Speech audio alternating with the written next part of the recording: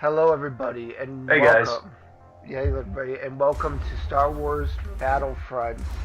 I was gonna do a little bit of something for us. It was gonna be a like gameplay footage, but sadly the footage got lost when we were gonna do a review. So I decided to incorporate the video I was gonna do next. So you'll get to see multiplayer on the Battle of Hoth while we talk about this. But we thought we'd give you a little bit of insight on a little review of Battlefront. Personally, me and Hark decided it. You know, because Yeah, I mean, Fett has played at least like 20 plus hours, 20, yeah, so 20 or 22, I think, hours of this. I think he has the, credit to be doing a review on it by now. And Hark has seen 2 hours of it, which to me seems like a pretty good long-term gameplay hour for a little bit of an impression. But we thought we'd go over it because I've been watching a lot of reviewists. I've been watching Angry Joe. I've been watching XP Gamer. I've watched just not Mighty Jingles. He has actually posted a video on it, though. Really? Yeah, no, there's Mighty Jingles, and who's the other guy? The guy who does all the zombie sniping survivalist stuff. Frankie. Yeah, Frankie. Frankie also did a video, and he gave some reviews and whatsoever. So I decided, let's give a little bit of review on Star Wars Battlefront, just for you guys at home. Now, first off, let me just say, this is not to be a white knight. This is not to be taken. This is to be taken with a grain of salt. We are not game reviewers. We are not experts. We just play games to have fun. And to me, Battlefront is one of those games that is worth the money and worth a lot of fun. Definitely. Yes. So to start off, let's start with graphics. Personally, graphics were amazing to me. I mean, first time playing it, I was absolutely just blown. My mind was blown. Hart can agree. Like watching my 2 hours, the first time we did it, he just was speechless at seeing Hoth for the first time. Yeah, he's playing through on low graphics because his frame rate's bad at higher, and he's sharing his screen through Skype. And I'm still blown away at what I'm seeing. You spent 2 hours, people, so you know a game's gotta be good if you're spending 2 hours. So we were watching it, and I mean, like, everything's down to detail. The X-Wing fighter looks like the models in my posters. The TIE fighters look beautiful. The sounds of the TIE fighters screeching over. Sounds are wonderful. Even some of the lasers you'll see in this video, some of the battle scenarios, just watch. Half the fun was just staying back in the the far off camera view and just watching the battle like erupt and stuff because it looked just like the movies. Fett died, and then it went into like a spectator cam, and it just showed the whole webway of trenches and the AT-ATs marching closer, and it gave you that nostalgia, like, oh my god, it's like the movie. Yeah, I mean, like, even with the walkers in the distance, it looked like the movie. It felt like the movie. What else do you think we should go over before we start? Because I don't want to hit on any of the bad stuff just yet. I want to hit on some of the good things. The atmosphere was good, People say it could be like a Battlefield reskin, but no. It's way different. Everything plays way differently. That's one question I have written down. We'll go over is this a Battlefield or is this a Battlefront? Is the question. Because again, this is made by EA, not made by LucasArts anymore. And we've played the originals. The originals were amazing. I love the originals to death. Okay, so let's see. We went over that. Next topic is going to have to be gameplay mechanics. Okay, so from 21 hours of it, I can tell you right now, if from Angry Joe's point of view, he said that the Rebels can't win. I can disagree. I actually went in and actually proved him wrong and actually won 4 to 3 rounds. Yeah, 3 to 4 rounds as the Rebels against the Empire on Hoth and Walker Assault. It is not broken. It can be done. You can easily kill the ATSTs. You just have to have a good team and know how to play the game. I found a lot of times. Yeah, I was watching him, and it's like the AT-AT was down half health, and the moment it was EMP'd, everyone directed fire on it, and it was gone within seconds. I mean, Hark knows I played it yesterday, and I mean, I bloody remember it was like on the first node, they took out both our AT-ATs. First node, completely obliterated us, and they were the rebels. And I'm just like, that's never happened. So Yeah. to say that the Empire is OP, I can't really agree with that. Now there is moments when they are. There's certain weapons if you use them you can be OP with. There's certain tactics. Like I kind of get scared because I don't want this to become a battlefield. And one reason why, like I actually went back and played Battlefield 4. I do own Battlefield 4. I've done 24 hours on it. And I went back to play it on my PC, and I actually found to not enjoy it as much as I did Battlefront. And my reasons are these two things. Number one, the gameplay mechanics in Battlefront make you feel like you're in a battle. It makes it feel realistic watching the lasers shoot over or miss you. Accuracy seems to be more key to the game. I found multiple times if you were more accurate, you were more likely to get a kill with the laser pistol. In Battlefield, it's basically 32 versus 32, and how I described it to Hark, from my viewpoint, it's like two guys standing close range to each other with a minigun and unloading on each other, hitting walls and whatever's in front. Mm-hmm. That's what I felt like. And in Battlefront, I didn't feel like that. I felt like 24 was a nice number. I felt 24 was the number that was just perfection. Yeah. Or not 24.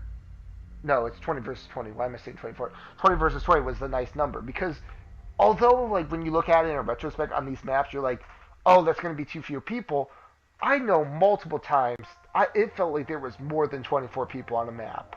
Mm-hmm. I swear that felt like there was more than 20 people on a map. When you get 20 people all together, it looks like a huge amount of people. Army. It literally felt like an army. Like for the size of the map it is and the way they have it laid out in the design. Like in the Battle of Hoth, you'll see like it actually goes from a canyon to a wide open sector in the far back, the final hold for the rebels in the movie. And I actually want to look up and see the movie and see if this map is exactly like it is in the movie, because it feels like it. This feels like this is where the movie kind of took place, like the Hoth base was further back or whatever. Yeah. For the snow speeders, because it felt like I'm looking at it, I'm like, this looks like legit movie making. Like, maybe this really is how the movie is. Now, spawn points, there are problems with spawn points. There's 100% problem. Because multiple times they would have us spawn inside the royal base and Imperials could kill you easily or they'd wall you in. There was problems where you would spawn in the back and it wouldn't be, I think it wasn't far enough back. I felt like, because if an ATSD was on top of you, they could just blow you up as soon as you spawned in. And that was a little bit bold of me. But again, I kind of felt like there was no difference from Battlefield there, because if you've ever played Assault, you know, me and Hark have played Assault on Battlefield 3, you constantly are pushing forward, and if somebody pushes you back or gets into, like, the points, they can hold you back and you'll never take it back. Yeah. They can really, like, I've had it where, like, it doesn't even come down to game mechanics. It just comes down to the best players. And that's what I felt like Battlefront was in Walker Assault. If you have a good team and everybody can hold the line, you will win. That's what it comes down to. So, once again, it didn't feel too much to me like it was, you know, it was too overcrowding. I felt like the game played out very well. I felt like it was just a fun experience. I don't think I've ever had so much fun in a Star Wars Battlefront game in a long time. Yeah. Now, again, you can take this as a good thing, you think it's a bad thing, say that there's a problem with it, and then maybe there's a few bugs I think could be, like, ironed out, but we'll see. What else was there? The game modes that were allowed was Walker Assault, Dropper. Oh, let's hit on the ideas of no Galactic Conquest, no single and no player. single player. Yeah, no graphics. Okay. The problems I saw with these two things is, one, I don't really mind that there's no campaign or single player. I know a lot of people have a problem with this, but me personally, I just felt like, to me, it didn't really matter. And I'm not saying that to be mean or rude, but to me, it was like, you know, yeah, these graphics are nice. Would a campaign be nice to see them in? Yes, but it's not like it's really dire to me, you know? Yeah, well, I mean, when we all played Battlefront, I knew very few people that actually use the internet with their PlayStation 2 or whatnot, and actually went online and played with it. We all did things like instant action or the Rise of the Empire Or for lane. number 2. Yeah, or just, split screen. Yeah, because multiplayer at the time we were alive, which was long ago, galaxy far, far away. We internet was like very scarce, and I don't remember a single time I ever used the internet for my system. Yeah. Um, so yeah, so I definitely have no problem with there being no campaign. It's sad, but it's not a big problem to me. The next key point would probably be the Galactic Conquest. Again, to me, I feel like there's enough game modes here that will keep you preoccupied. Even though you're gonna miss out on the strategy part of it, it's to me, it's like how do you fit this into this kind of mode when you only have one map for each? When you only have 5 planets with one map. I mean, for a second there, I kind of was thinking with Joe, Angry Joe. I was like, yeah, it is kind of stupid that they're going to release most of these for DLC, and they're not going to give us the full, content for this. But after looking at it and playing it, the maps are so well detailed. Maybe that's why they did what they did. It feels like you get more for what little content you get. They really went all out on the small details in each map and each weapon and uniform that feels like you're getting something special. And another thing that I noticed was that for each of the maps, like we haven't seen all of them, this is a beta, but I noticed like because there's only like so many planets, I think maybe 4 planets of these, I even noticed in like these other game modes, they had their own specific maps. Like Solus had its own smaller version of Solus map, where you fought around a landed Imperial shuttle, and you had to capture the points. While in Hawk you had this wide open map, where it wasn't just a cut off section. So maybe there's more maps than we really think there are for each planet. But I mean, again, for Galactic Conquest, I mean, that's a big deal. That is like you have to think of a new mechanic system for the ships. You got to think of the perks. You got to think of where they're going to take place. You got to think of multiple maps. Because again, that's a very big order. And although it would have been nice to see, I'm not too hurt by it. I guess you can say I'm not a big Star Wars Battlefront fan, but I'm just I'm happy with what I'm seeing right now. But hey, they are planning for 5 DLCs? So maybe we'll get one. Maybe we'll get a space map. I was telling Hark it'd be cool to have a map where we fought around a Star Destroyer in space while people fought inside the Star Destroyer. So you could look out ports and see TIE Fighter and X-Wing hitting it off. Yeah, that'd be awesome. Be awesome to see. But, I mean, especially with these graphics. Missions seem to make up for the single player, which, it's not bad. I prefer the multiplayer over the single player though, because the AI is really stupid. Yeah, but that was on normal difficulty. So maybe if you up the difficulty for the actual live game, maybe they will be less realistic because stormtroopers will be able to hit you, but it would be harder. Well, they still can't hit you. If you ever see the one video I posted, I stood in front of one. They could not shoot me. They just kept missing. Again, do I want to play more of this? Yes. Again, I played 21 hours, so I kind of told Hark, I said I can hold off not watching it or playing it for a good week and a good 5 months 3 months until I get Xbox One. But I really want this game, personally. Some other downsides.